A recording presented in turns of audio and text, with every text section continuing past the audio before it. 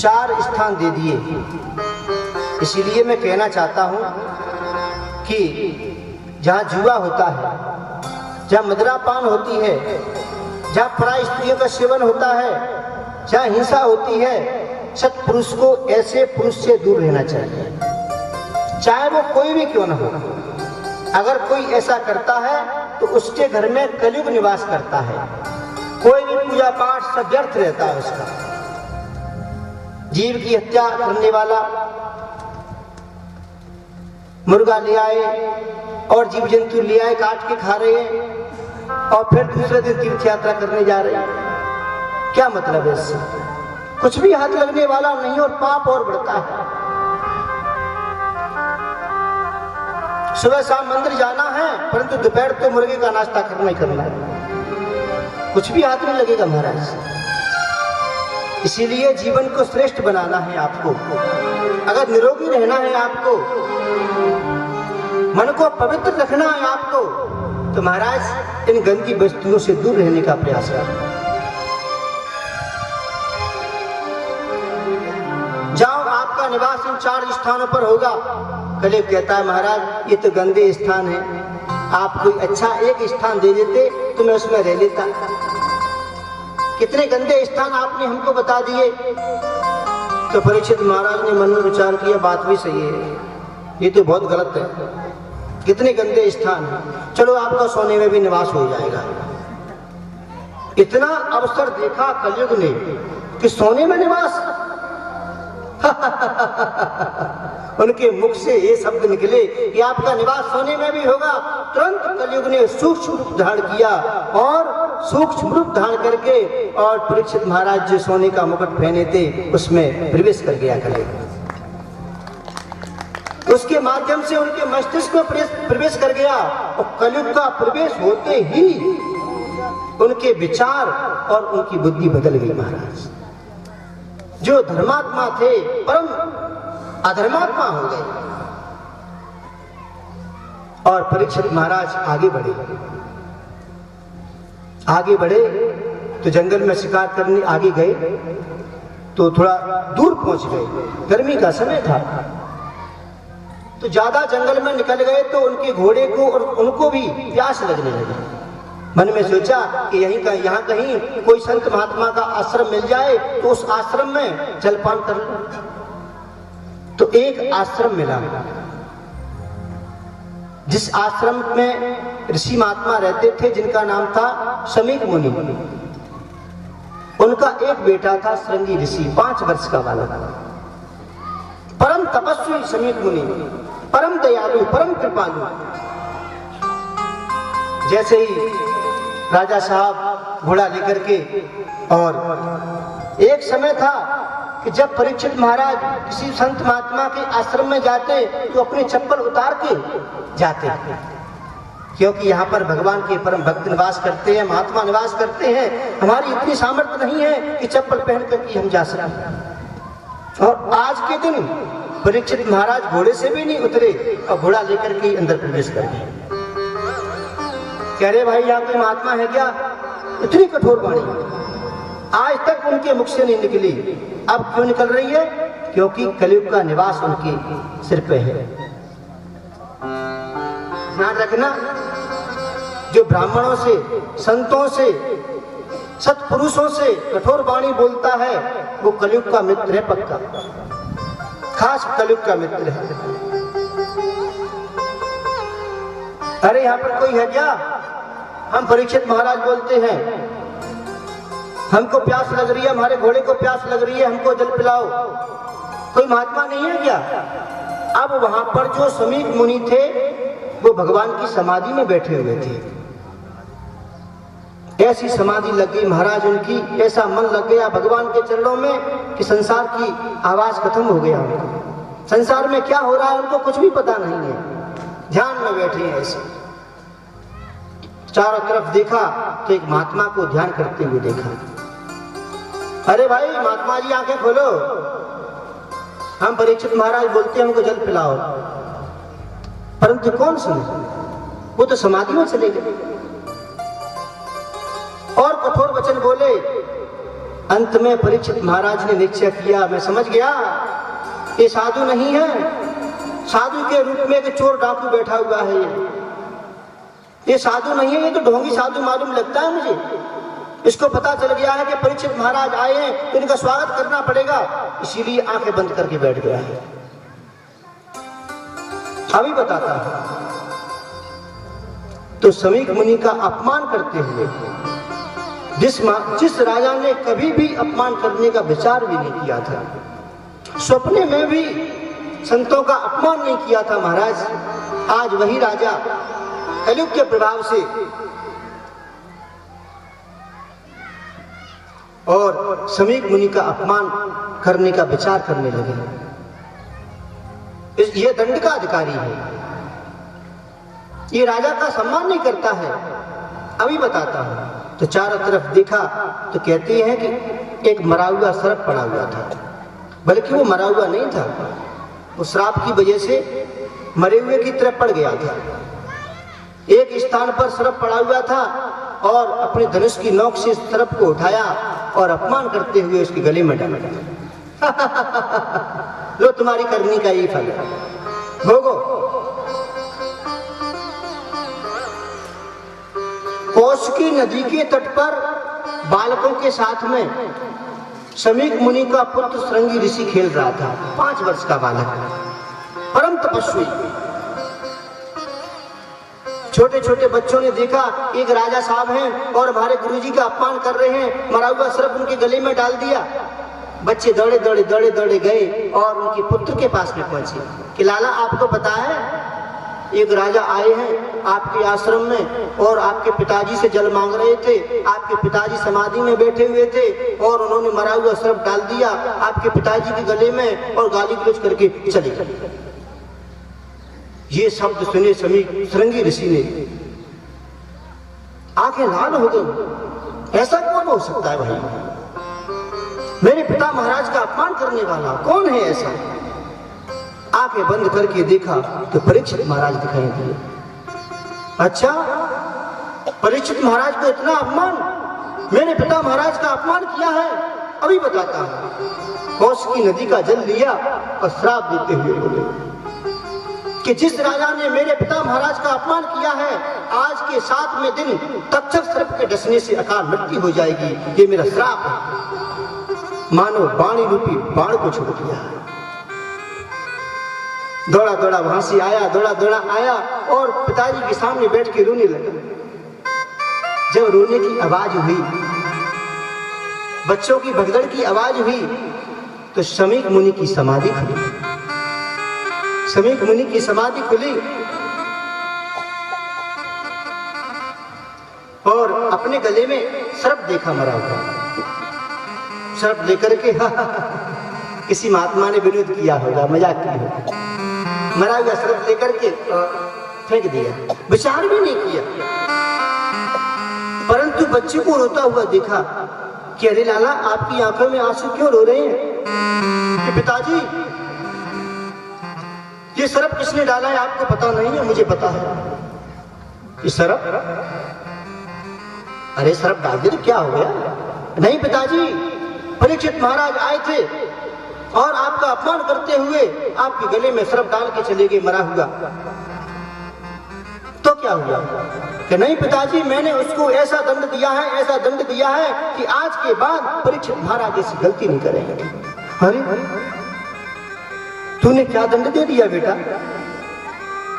ऐसी क्या गलती कर दी परीक्षित महाराज ने से आपने उसको दंड दे दिया कि मैंने उनको 7 दिन में मरने का श्राप दे दिया है कि 7वें दिन तक्षक सर्प के डसने से उनकी अकाल मृत्यु हो जाएगा। ये शब्द सुने समीक मुनि की आंखों में आंसू। अरे बेटा तूने ये क्या किया? हम तो बेटा संत महात्मा है, संत है। अगर हमारा कोई सम्मान करे तो हम उसको आशीर्वाद देवें, तो ये संतता नहीं है। संतता तो इसी में है, कोई सम्मान करे तो भी उसका कल्याण, कोई अपमान करे तो भी उसका कल्याण।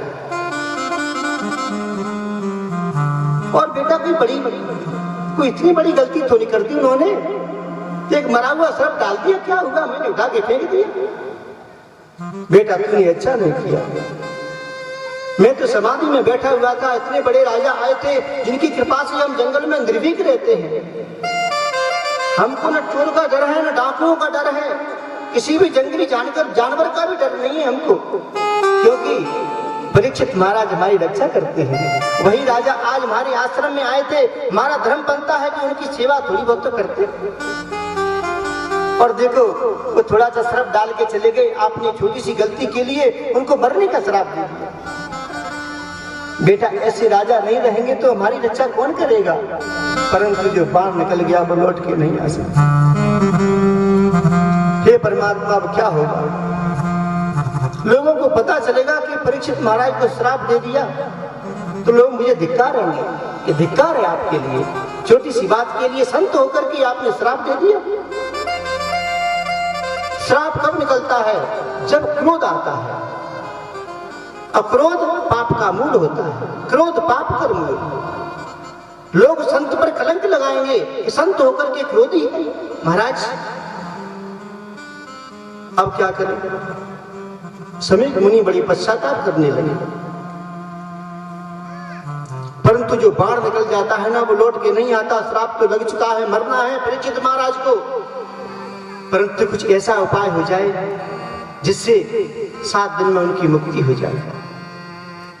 उन्होंने अपने एक शिष्य को बुलाया, गौरमुख नाम का शिष्य आया और उससे कह दिया, बेटा परीक्षित महाराज के पास में जाओ, उनके पास में जाओ, उनके महल में जाओ, उनसे कह देना कि समीक मुनि के पुत्र ने, श्रृंगी ऋषि ने आपको 7 दिन में मरने का श्राप दे दिया है, गलती से श्राप दे दिया है। राजन कोई मुक्ति का उपाय हो तो कर लेना और मेरी तरफ से क्षमा मांगना उनसे। बेचारे बार बार रो रहे हैं समीक मुनि। इधर में गौरमुख नाम का शिष्य परीक्षित महाराज के महल की तरफ जा रहा है सूचना लेकर के। उधर में परीक्षित महाराज अपने महल में पहुंचे, पहुंच करके अपना मुकुट उतार के रखा।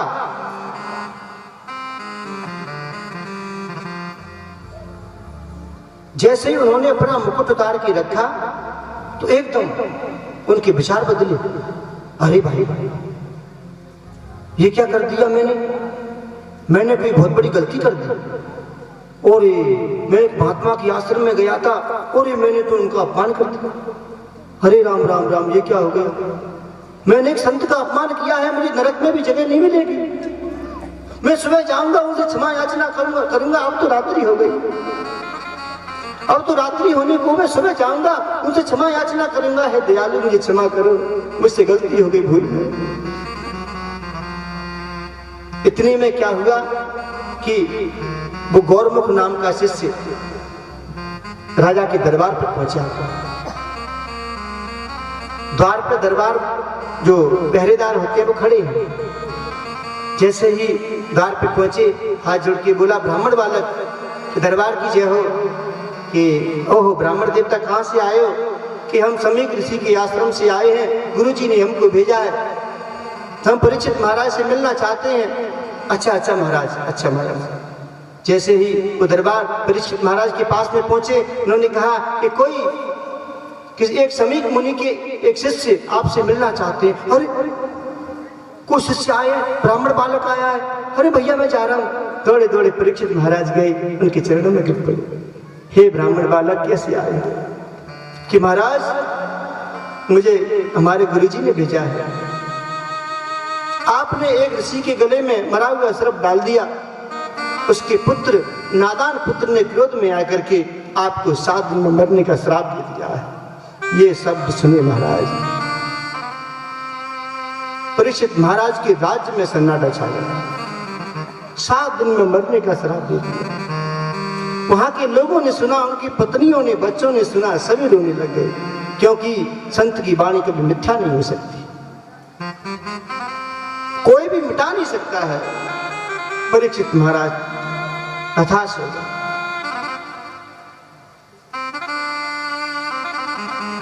कि ब्राह्मण बालक, आपके गुरुजी के पुत्र ने 7 दिन में मरने का श्राप देकर के अच्छा नहीं किया। अच्छा तो किया है, परंतु ज्यादा अच्छा नहीं किया। क्यों? क्योंकि मेरे इस शरीर ने एक संत का अपमान किया है। अरे 7 दिन तो बहुत होते हैं महाराज, मैं तो इस शरीर को 7 मिनट भी रखना नहीं चाहता, क्योंकि इस शरीर ने एक संत का अपमान किया है। वैसे तो मैं सुबह क्षमा याचना करने वाला था, परंतु उस महात्मा ने श्राप दे करके मानो मेरे पापों को ही नष्ट कर दिया। अब तो मुझे मरना ही है, मरना है, कन्फर्म मरना है, निश्चित मरना है।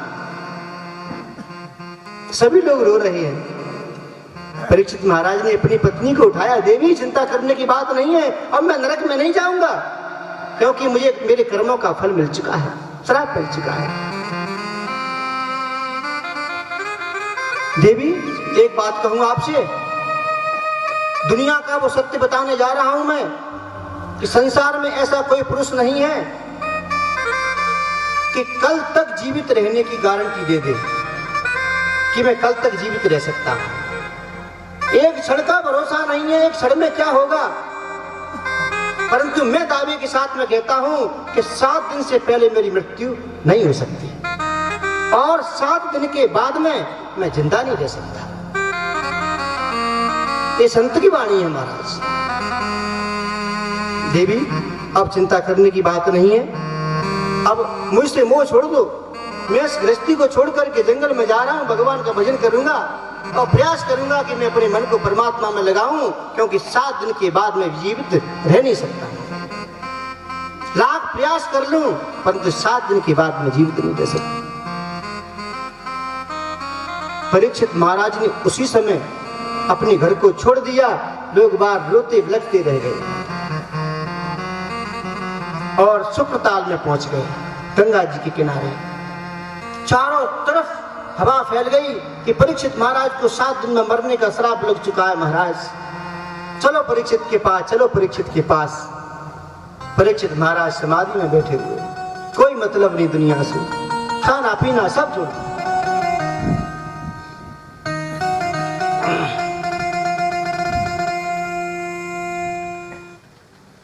खाना पीना सब छोड़ दिया।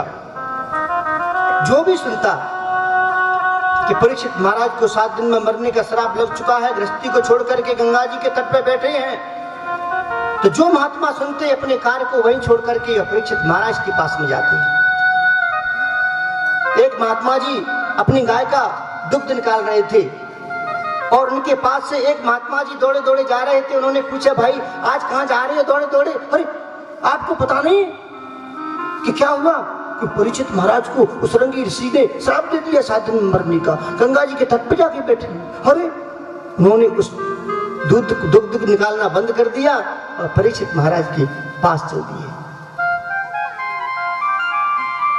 भृगु, अंगिरा, कश्यप, वामदेव, नारद जी, बड़े बड़े संत महात्मा परीक्षित महाराज के सामने बैठे हैं। तकरीबन 25,000 संत पहुंच गए। जब किसी सत्पुरुष को कष्ट होता है ना तो दुनिया दुखी होती है। जैसे ही परीक्षित महाराज की आंखें खुली तो बड़े बड़े संत महात्मा को देखा। सभी महात्माओं की आंखों में आंसू है, दयालु है। महाराज हम ये क्या सुन रहे हैं महाराज, कहीं सपना तो नहीं देख रहे महाराज? आपको हमने सुना है कि आपको किसी ऋषि बालक ने आपको 7 दिन मरने का श्राप दे दिया है। महाराज ये क्या हो गया, कैसे हो गया दयालु? आप नहीं रहेंगे तो हमारी रक्षा कौन करेगा? परीक्षित महाराज ने संतों को देखा तो उनके चरणों में वंदन किया। हे महात्माओं, अब जो हो गया सो हो गया, परंतु मैं आपके चरणों में वंदन करता हूं कि ऐसा कोई, आप तो विद्वान हैं, बड़े बड़े विद्वान हैं आप, समस्त वेदों के, शास्त्रों के, प्राणों के ज्ञाता हैं आप ऐसा कोई उपाय बताओ जिससे मेरी 7 दिन में मुक्ति हो जाए। बस मैं आपके चरणों में वंदन करके यही विनती करता हूं कि 7 दिन में मेरी मुक्ति कैसे हो ये मुझे बता दो महाराज। अब उस सभा में वेदव्यास जी, नारद जी, अंगिरा, भृगु, कश्यप, वामदेव, बड़े बड़े संत महात्मा, ज्ञानी, मुनिंद्र बैठे हुए। सभी महात्मा आपस में कानाफूसी करने लगे कि क्या उपाय किया जाए। ये उपाय करो तो इसमें समय ज्यादा लगेगा, वो उपाय करो तो उसमें समय ज्यादा लगेगा। सभी महात्मा कानाफूसी कर रहे हैं, परंतु 7 दिन में मुक्ति कैसे हो यह कोई निश्चित नहीं कर सका। परीक्षित महाराज बड़े उदास हैं कि ऐसे ऐसे विद्वान महात्मा भी मेरी मुक्ति का उपाय नहीं बता सकते, तो मैं कैसे मुक्ति होगी महाराज मेरी, और मैं किससे पूछूं? अरे भगवान से पूछूं तो भगवान के स्वरूप तो यही बैठे हैं, किससे पूछूं मैं? कोई भी निश्चित नहीं कर सका कि 7 दिन में परीक्षित महाराज की मुक्ति कैसे होगी। परंतु जो भगवान की कृपा पात्र होते हैं ना, तो उनके उद्धार करने के लिए भगवान कोई न कोई मार्ग तो खोई देते हैं, निकाल लेते हैं। भगवान सुखदेव अपने पिताजी से श्रीमद् भागवत का अध्ययन करके वन को चले गए। वहां वन में बैठे थे और उनकी समाधि खुली भगवान की कृपा से। मन में विचार आया कि चलो परीक्षित के पास, अब तो परीक्षित महाराज के पास में चलो, और वहां से वो चल दिए। सूत जी महाराज ने शौनक ऋषियों से कहा कि सुखदेव जी महाराज वहां से चल दिए। तो शौनक ऋषि कह रहे हैं कि इतने बड़े महात्मा आ रहे हैं तो बड़े बड़े लोग उनके साथ में होंगे, हजारों लोग पीछे, हजारों लोग आगे होंगे, जय जय जयकार करते होंगे कि सुखदेव जी की जय हो, सुखदेव जी की जय हो। सूत जी महाराज कहते हैं उनके पास में कोई नहीं था, वो संसारी महात्मा थोड़े ही थे। आजकल के महात्माओं को देखो, जब तक पब्लिक साथ में नहीं होगी तो उनको मजा ही नहीं आता। 10-20 गाड़ी आगे पीछे नहीं होंगी तब तक उनको मजा ही नहीं आता। परंतु सुखदेव जी तो अलग थे, वो तो भगवान के स्वरूप थे। उनको मान की इच्छा नहीं थी कि दुनिया मुझे मेरा सम्मान करे, बल्कि सुखदेव जी का क्या स्वभाव था,